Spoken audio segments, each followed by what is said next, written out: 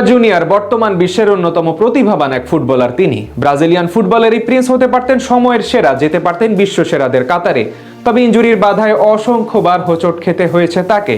ক্যারিয়ারে পড়ন্ত বেলায় নিজের অপশন নিয়ে কি ভাবছেন তা নিয়ে থাকছে এই প্রতিবেদন। 2009 সালে মাত্র 17 বছর বয়সে সান্তোসের সাদা জার্সি গায়ে এক বিস্ময় বালকের অভিষেক। কালের পরিক্রমায় আজ তার বয়স 34 বছর। ক্যারিয়ারের পড়ন্ত বিকেলে আজ নেইমার জুনিয়র ব্রাজিলিয়ান ফুটবলের এক আক্ষেপের নাম। ইনজুরির কাছে হার মেনে আজ তিনি যেন নিজের ফুটবল অধ্যায়ের শেষ পাতাটি পড়তে শুরু করেছেন।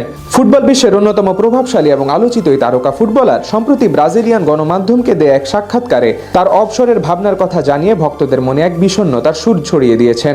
শৈশবের ক্লাব সান্তোস, যেখানে তার উত্থান এবং সকল স্বপ্নের শুরু, সেখানে হয়তো সমাপ্তি ঘটতে যাচ্ছে আধুনিক ফুটবলের অন্যতম সেরা এই ড্রিবলারের ক্যারিয়ার। আর তার এই সম্ভাব্য বিদায়ের ঘোষণা কেবল একটি অবসরের সংবাদ নয়, বরং ইনজুরির কাছে হার মানা এক রাজপুত্রের দেশের হয়ে বিশ্বজয়ের অপূর্ণ স্বপ্নের এক করুণ উপাখ্যান।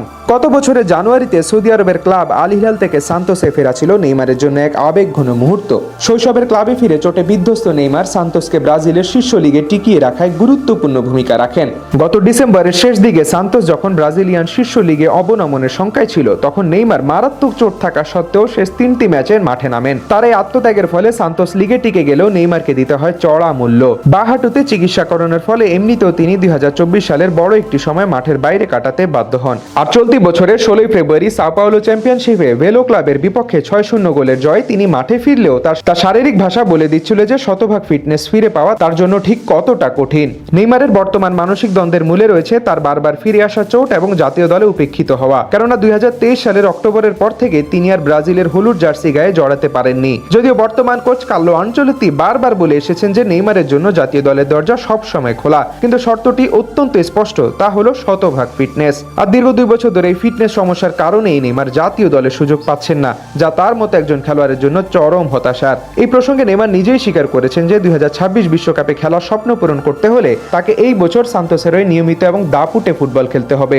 কিন্তু বারবার চোটের কাছে হেরে যাওয়া এবং নিজের শরীরের সীমাবদ্ধতা তাকে ভাবাচ্ছে যে চলতি বছর বিশ্বকাপে অংশ নেওয়া তার জন্য হয়তো সম্ভব হবে না। সাক্ষাৎকারে নেইমার স্পষ্ট করেই বলেছেন, আগামী বছর কি হবে আমি জানি না, সম্ভবত ডিসেম্বর এলে অপশন নিতে চাইবো, এখন আমি বছর ধরে এগোচ্ছি। মূলত এই কথাগুলো একজন ফুটবলারের ভিতরে চরম ক্লান্তি এবং অনিশ্চয়তাকে ফুটিয়ে তোলে। এ সময় তিনি আরও জানান যে তার অবসরের সিদ্ধান্তটি পুরোপুরি নিজের মনের উপর নির্ভর করছে।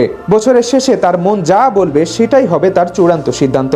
অর্থাৎ মাঠের খেলায় নিজের সেরাটা দেওয়ার তাগিদ এবং শরীরের সক্ষমতার অভাব, এই দুয়ের মাঝে দাঁড়িয়ে নেইমার এখন এক দোলাচলে রয়েছে। যদি তিনি 2026 সালের শেষ দিকে অপশন নিয়েই নেন, তবে সেটি সান্তোসের সঙ্গে তার বর্তমান চুক্তির মেয়াদ শেষ হওয়ার সময় ঘটবে। 2009 সালে মাত্র 17 বছর বয়সে সান্তোসের সাদা জার্সি গায়ে এক বিস্ময় বালকের অভিষেক।